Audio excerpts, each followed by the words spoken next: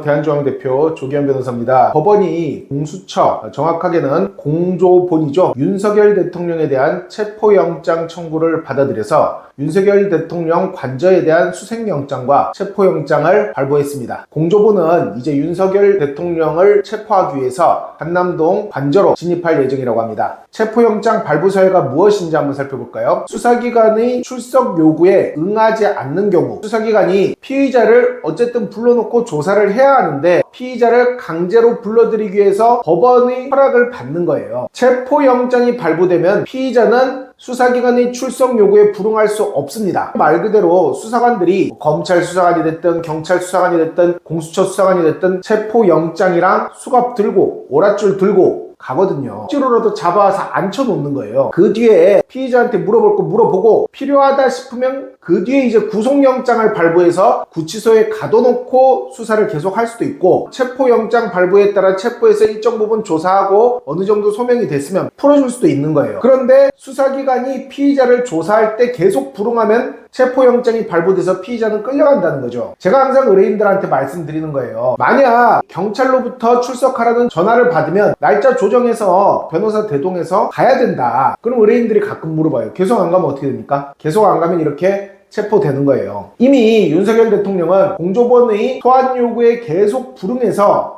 출석하지 않고 있었습니다. 그런데 윤석열 대통령의 입장은 공조본에서 실제 윤석열 대통령을 수사하는 수사의 주체는 공수처인데 공조본이라고 조직을 갖추고 있지만 실제 주체는 공수처로 보는 거예요. 공수처는 내란죄를 수사할 권한이 없는 상태에서 윤석열 대통령에 대해서 불법적인 수사를 하고 있기 때문에 못 가겠다라는 거죠. 그러나 공수처는 일단 직권남용죄에 대한 수사 권한이 법령상 부여돼 있고 직권남용죄 관련 범죄로서 내란죄를 수사할 수 있는 것은 물론이고 또 공수처가 공조본을 갖춰서 경찰과 공조수사 형태를 만들고 있기 때문에 수사의 적법 요건에는 아무 문제가 없다는 입장이죠. 그런데 윤석열 대통령의 입장이 만약 타당하다 하더라도 체포영장이 발부됐다는 것은 법원이 지금 현 단계에서는 공조본, 공수처의 입장을 받아들였다는 거예요. 그렇기 때문에 체포에 응해서 출석하여 조사를 받는 것이 법적으로는 유일한 합법적인 행동입니다. 그러나 지금까지 대통령 경호처가 이런저런 명목으로 수사를 방해했듯이 만약 대통령 경호처가 공조본 수사 요원들의 체포 집행에 불응하여 이를 물리적으로 막으면 어떻게 될까요?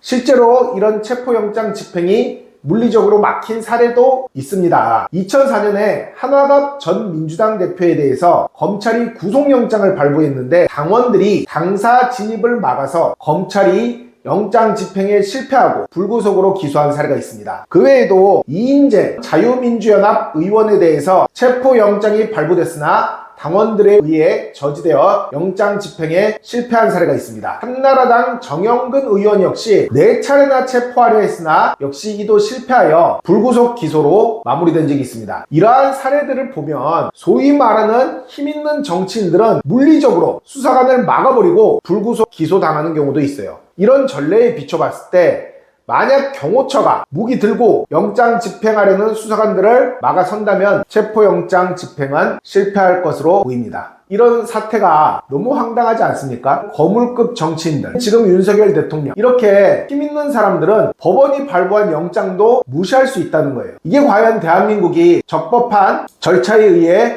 운영되는 민주주의 국가인지 의심스러울 지경입니다. 어쨌든 윤석열 대통령에 대한 체포영장 집행이 이루어지는지 눈여겨볼 필요가 있습니다. 대한중앙대표 조기현 변호사였습니다.